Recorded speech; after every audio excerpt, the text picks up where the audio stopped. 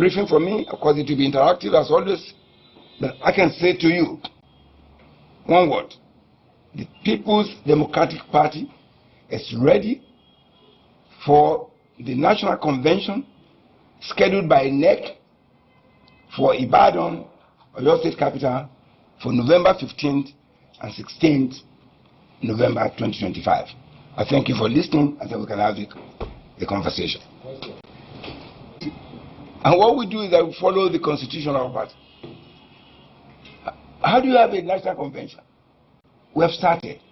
Interestingly, when this process is started, we have been in sync with our regulator, INEC. INEC has been attending all the meetings. They're witnesses to all the things we're doing, preparatory to that. So if people, and like you said, that might be a media hype, people testing the waters, and I don't know which paper carried it. I'm not sure it's one of the mainstream here. I don't know which paper, even though you didn't mention. But the mainstream papers know that this party is moving towards Ibadan, that we're already there as a matter of fact. The local organizing committee is working hard. The time, even before the inauguration of those subcommittees, they're already working. We don't do hop steps. We're ready. And we're methodical in the things we do. So when somebody decides to please can we just disregard and let's focus on what is important. There will be no other parallel. In fact, it does not exist. So I think we should just focus on what we're doing as a party. And we're doing that. So if it's in the realm of conjecture probably, and if it is probably the reporter, I mean, you are my friends, we won't want to impugn your character, but I think it will be in the realm of hallucination. This party, through its neck, the authority that has the power, has scheduled the national convention, which is elective for Ibadan, or your state capital, on the 15th, 16th November 2025, and this train has moved on. It's gone past the bus stop. We're actually in Ibadan as I speak. And a couple of friends of mine have asked me, again, we were doing what we needed to do an assessment. And I thank you for that question. Number one, let's put them in perspective and see where we have democracy in action, where the voice of the people can be listened to, and let's do a comparative analysis. On the face of it, you said one. That sounds somehow. For those who want to hear those, they can go and feel good. But what is important is to let's look at this. Let's take Oyo State. You saw the election. An election is what people can actually view and see and feel the impact and see people participating in the process. And there are no reports of people being locked up or all that. Then contrast that to what happened in Kaduna State. A night to that election, all members of the PDP, prominent members, were arrested. You reported it. I saw that. Flip over to Taraba State. Prominent members, including elected members of our party, were arrested. Again, so would you call that an election properly so called? And I will see, and we've heard about the arrogance of the APC. What they've done with those elections to test for 2027. But I have a bad news for APC. What happened in those by-elections that they call election as it were will not happen in 2027. Why? The reason is that the Nigerian people are wiser. They are hurting. What will be on the ballot in 2027 will be the hunger, will be the uncertainty, will be the insecurity that no money can purchase.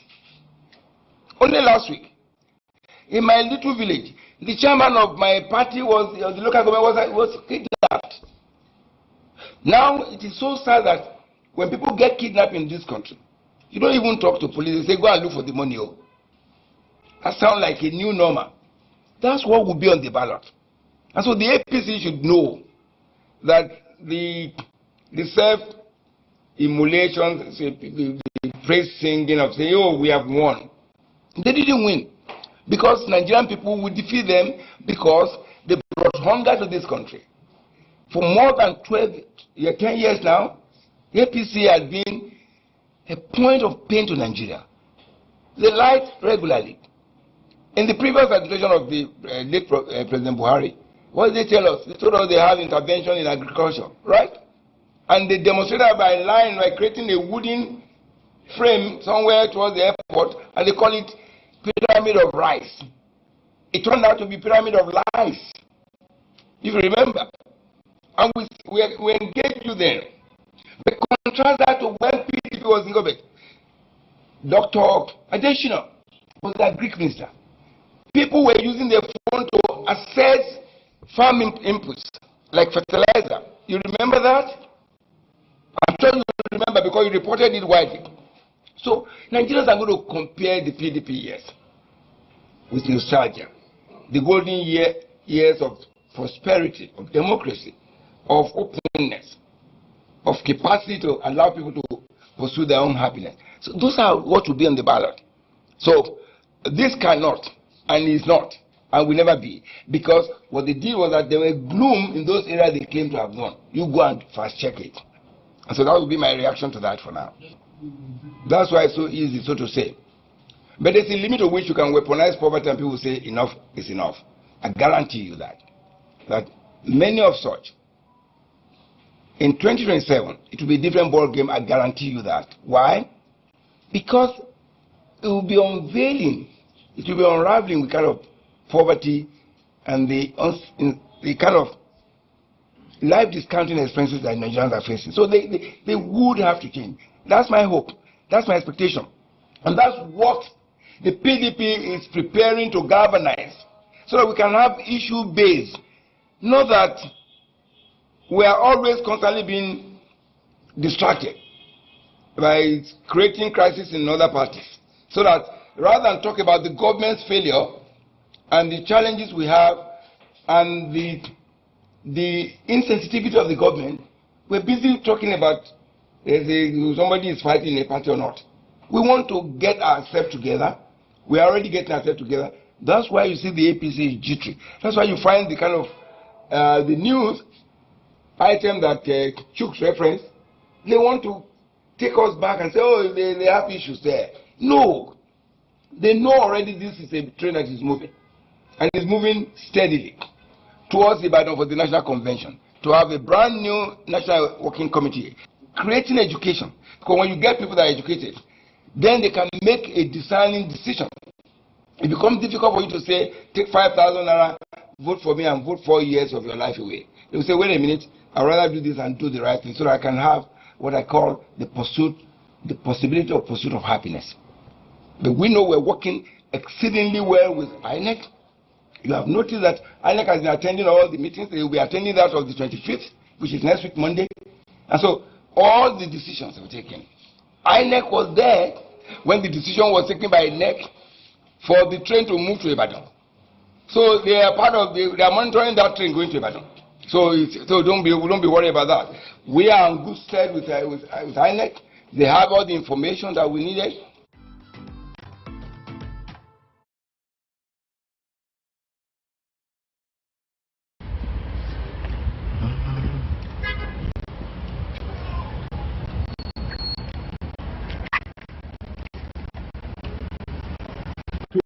Of July 2025, we received the report that the operatives of Udogashi Aguneshemba in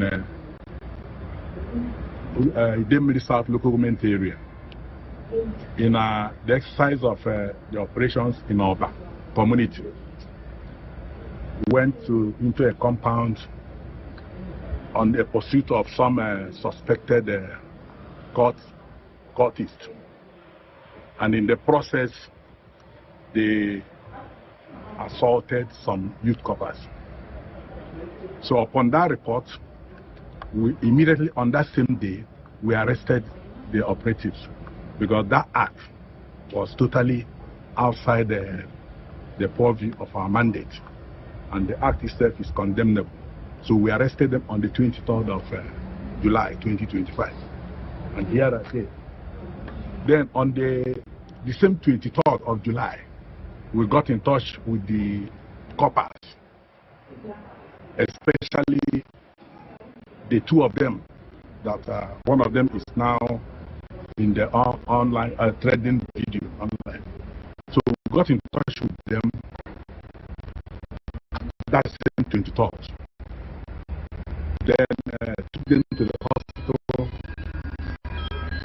for medications, and we paid the hospital bills. On the 24th, and we told the coppers, first and foremost, we obtained statements from the suspects, and they equally obtained statements from the coppers. And we told the coppers the next step we were to take, which was to hand them over to police for investigation. However, the coppers, especially this particular one on the video that is trending, with her parents, somebody who called and said he was the father, pleaded with us that for the sensitive nature of that video, that they wouldn't want the matter, they wouldn't want us to hand them over to police for prosecution. And in their own word, that it will go a long way to be against the lady in question, because, as I said, because of the sensitive nature of it. And because there is no way, according to them, we can proceed to court to prosecute these people without the evidence, and they wouldn't want the video trending. In fact, they went ahead to plead that any person with the video should delete it. Coming from them, we agreed to that. And there and then, they listed out some of the things they claimed were damaged, including laptop, phones, and other things. And we paid. We paid for all those things, agreed with them, all of us. I asked them over and over again that the proper thing for us to do is for us to hand them over to the police for further investigation and prosecution. But they, the coppers and their family members, vehemently opposed to that, insisting on the negative impact it will have on the coppers. That was what happened about that. So, and since then, because we couldn't proceed with their prosecution immediately, we kept them because we have our own code of conduct. So they have been facing our own internal disciplinary measures. As I speak to you, they have been on suspension since July. They haven't been receiving salaries. They haven't been on duty. In fact, since July to today, one can describe them as not being members of the security outfit. We kept them within our reach to ensure that, because we told the family that anytime you are ready, you are willing, that we'll take them to court. So that's the position. And right now, as you've seen them, in further demonstration of our openness and our readiness to be fair to everybody, we are going to take them now, with or without the girl and members of our family. We are going to take them to the police and hand them over to the police. That is what we are about doing now. And this is the essence of bringing them out so that everybody will see them. We are not shielding anybody. Because some people have been insinuating, oh, somebody is trying to sweep this under the carpet. And I said, in further demonstration, that is not what we are doing. There is no scapegoat in what we are doing. And the governor of Anambra, Mr. Governor Chukwuma Soludo, is not interested. He has not sent us out to molest anybody. The core mandate of this outfit is to complement the federal security agencies in the provision of protection of lives and properties in Anambra State. Our job, our duty is for security of lives and properties of the Anambra. We are not here, and everybody, whether Anambra is or anybody living and doing business in Anambra, is protected.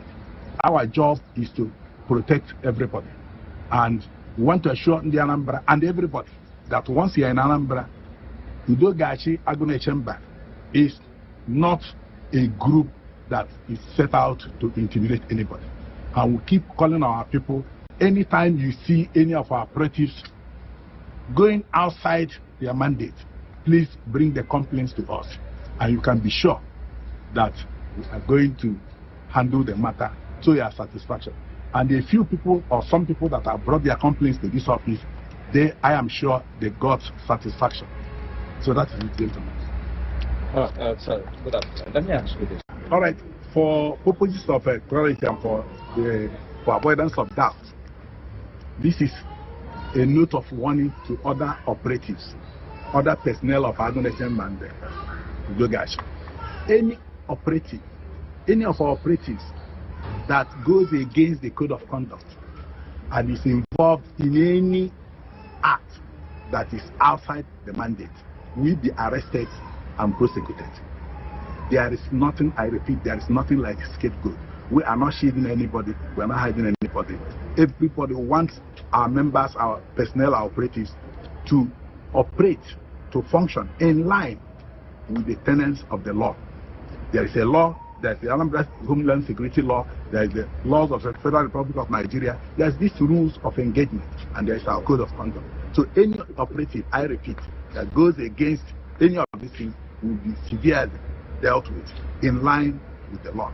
And again, once again, I want to use this opportunity once again to apologize to the coppers, especially the lady coppers involved in this incident. To apologize to them and to apologize to members of their family and also members of the public and in the Anambra. Or because taking responsibility, because these men went on this thing as members of the Dogaj. So we apologize to them. And as I said earlier, because it happened in July 23rd, on 24th, when we met with them, all their demands, we have met all their demands. That is without prejudice to the fact that we are still punishing these people, or we are still going to punish them. I want to assure them equally that if there is any of their demands, any further demands of theirs, that we are willing and ready to meet their demands.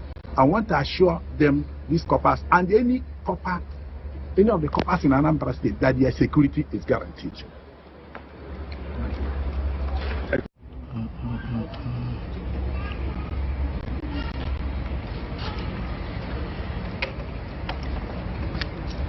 I'd like to see your hands, so bring up your hands. Let me see.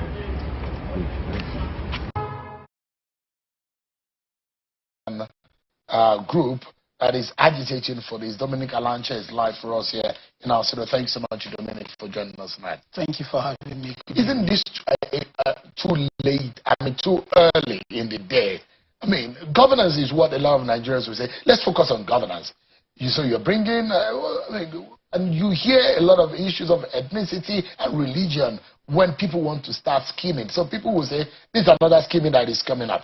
Who is sponsoring this, Dominic? Shehu, there's nobody sponsoring us. Like you rightly know, I'm a member of the All Progressive Congress, and I'm interested in, the party, my party, winning the 2027, general election. And you are also aware that there is a build-up, very seriously, against our party, in 2027. So the Northern Ethnic Nationality Forum is a group of Northern ethnic groups that cross across even religious, divide, party affiliations, that have come together, and have been having conversations around the political space, how the 2027 is going to look and stuff like that. So there's nobody sponsoring us. We are interested for those of us that are, members of this Northern Ethnic Nationality Forum, who are members of the APC. we felt it is the right time for us to come up with this advice. What we are doing is advice. We didn't want to go on the press. Is it not a distraction? No, it's not. Governance. It's not a distraction. Look at the time of the day. Governance. Economy needs to be rebuilt. Security needs to be worked upon. A lot of issues need to be fixed in the country. We're talking about religion. Absolutely. But I mean, what has gone wrong in Shettima doing his job? No, and you guys are saying, drop Shettima. We are not saying there is anything wrong with Shettima, but what we are saying that there is everything wrong with the Muslim ticket. The Muslim ticket is a betrayal of our national covenant, which was engendered by our founding fathers, to avoid polarization, to avoid, disenfranchisement of certain, religious group. And in the 2023 general election, there are a lot of Christians that were, disenfranchised as a result of that singular Muslim ticket. But you see, talk about, distraction. This is not a distraction. Like I said, we are only, advising Mr. President. And the onus is on Mr. President to pick who his running mate is in 2027. We are saying when that time comes, do not consider a Muslim Why don't you wait for that time? Well, if you are talking, is it not too early in the day? It's not too early in the day, because preparation precedes manifestation. You must be prepared. If you are not planning, if you are not preparing to succeed, then you must have been planning to fail. What we are telling the president as members of the All Progressive, Congress, as members, as citizens who are in touch with the grassroots, is that, look, there may be quietness now with these issues, but when the campaign commences, seriously, I'm telling you that there is going to be serious issues, because you see, the Muslim ticket, if it is retained, is going to pose a threat. Is going to deplete, our support base, because as I speak with you, and this is a very serious information, there is this information that Atiku and Obi may align. The opposition coalition, they are not sleeping, they are working very seriously. And if Obi and Atiku comes together, we are talking about almost 14 million votes, as against our 8 million votes in the past, in 2023 general election. So what we are saying is that, Mr. President, look, you have to, and not only that, Jonathan is around the corner. The issue of Jonathan, nobody should wave it aside with a simple wave of hand, because it's a serious issue. There are certain persons within the North that are pushing for Jonathan. Bring back Jonathan to them. In fact, they are forming a cult-like kind of a follower. It's an agenda for most of them. And if Jonathan is in the ballot, Atiku and Obi are in the ballot, believe me, the Muslim ticket is not going to fly. So let's have a balance on that ticket, so that we can be able to, reach out. People like us that are within, from the North Central, from the Middle Belt, can talk to our people. We can go to churches, we can go to Christians' enclave and speak to them, convince them, enlighten them, to vote for our party. But your extrapolation seems to be on a wrong footing, on one ground, because if you look at it, it was primarily the candidate of the APC in 2023 that had a Muslim ticket. Atiku ran with Ifeanyi Okowa, who is a Christian.